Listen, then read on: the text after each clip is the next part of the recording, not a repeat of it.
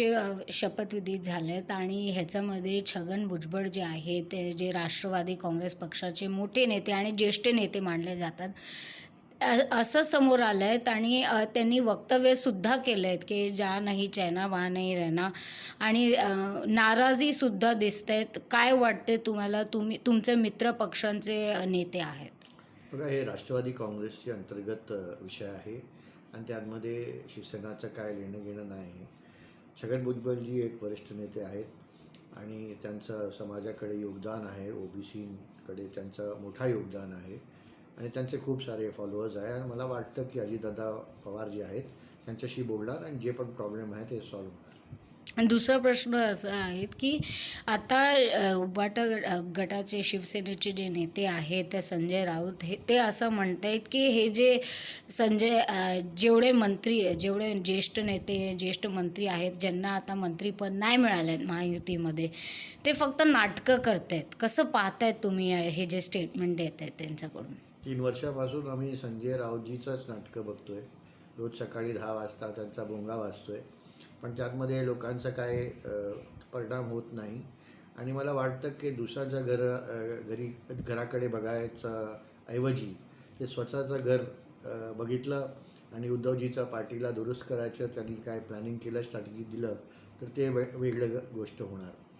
पण दुसऱ्याकडे रोज सकाळी उठून टीका टिप्पणी करायचं, शिव्या द्यायचं आणि महाराष्ट्राच्या जनताच्या हिताचं काय बोलायचंच नाही आणि डिस्ट्रक्टिव्ह पॉलिटिक्स करायचं, हे त्यांचं आता एक महाराष्ट्राकडे योगदान झालं आणि मग मी त्याचं खंडन करतो.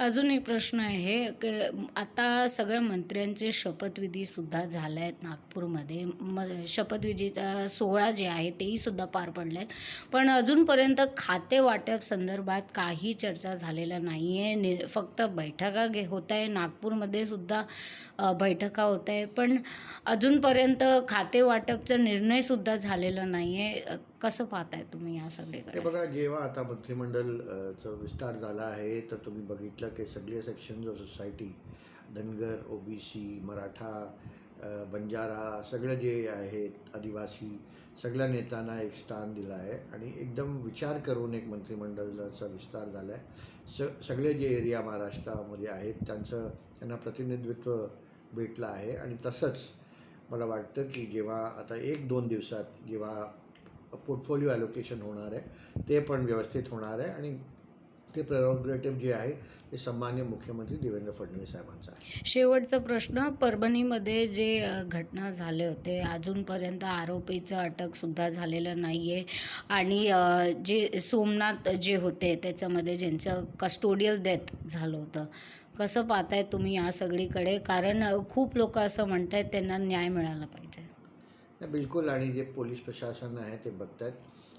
जे पण आरोपी आहेत त्यांना आम्ही सोडणार नाही आणि महाराष्ट्रामध्ये जे कानून आहे आणि जे कानून व्यवस्था आहे मला वाटतं ते चांगलं आहे आणि जे आरोपी आहेत त्यांना दंड भेटणार आहे आणि फास्ट ट्रॅक कोर्टमध्ये त्यांची कारवाई होईल.